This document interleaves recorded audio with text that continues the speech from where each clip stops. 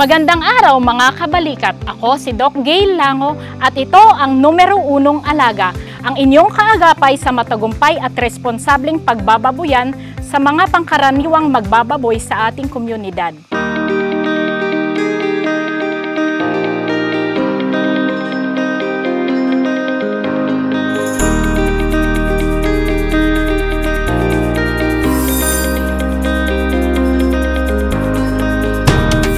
Ngayon, pag-uusapan natin ang farm-to-table na pag-aalaga ng baboy.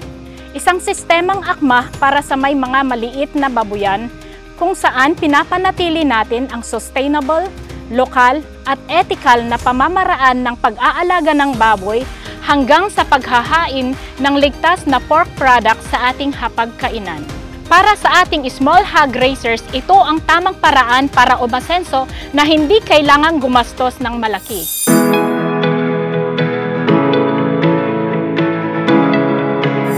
Para sa ating mga maliliit na magbababoy, ang farm-to-table ay nagbibigay diin sa tamang pagpapalaki ng baboy na abot kaya, ligtas at may kalidad.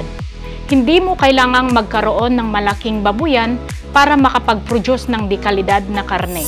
Gumamit ng lokal at natural na feeds tulad ng Uno Plus na swak sa budget at dekalidad.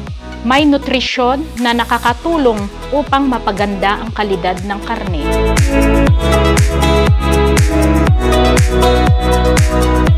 Panatilihing malinis at maaliwalas ang kulungan para sa healthy na mga alaga.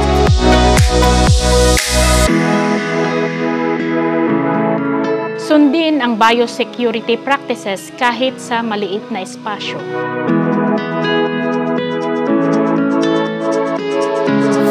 Isa po akong simpleng magbababoy dito sa barangay.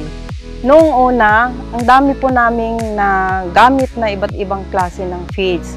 Ngunit isang araw, nagkaroon ng seminar ang Uno Feeds Technicians. Doon namin nalaman, doon namin natutunan na may tamang nutrisyon ang Uno Plus Feeds. Kaya dito, nakakapagbenta na kami ng kalidad at maayos na karne. Hindi lamang karne, kundi buong baboy pa. Kaya hindi kailangan ang malaking puhunan. Ang importante rito ay sipag at tiyaga na may kasamang diskarte.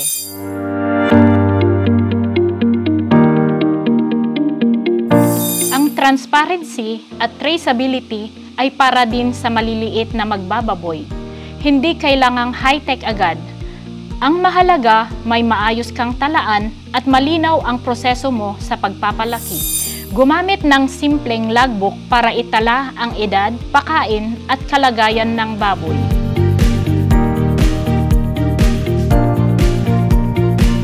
Makipag-partner sa mga lokal na meat processors o butcher para sa mas ligtas na pagkatay.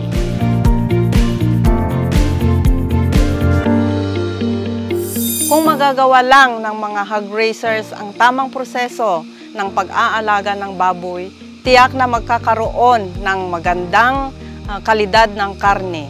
Kaya dito sa aming farm, maraming pumupunta rito na bumibili ng baboy dahil di kalidad ang karne.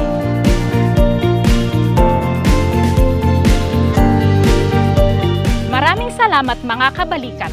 Tandaan, ang susi sa tagumpay ay hindi sa laki ng babuyan, kundi sa tamang diskarte ng magbababoy.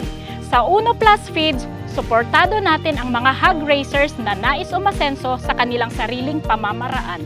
Para sa dagdag impormasyon, bisitahin ang aming social media pages o kontakin ang pinakamalapit na distributor. Ako si Gail Lango at ito ang numero 1 alaga. Hanggang sa muli mga kabalikat.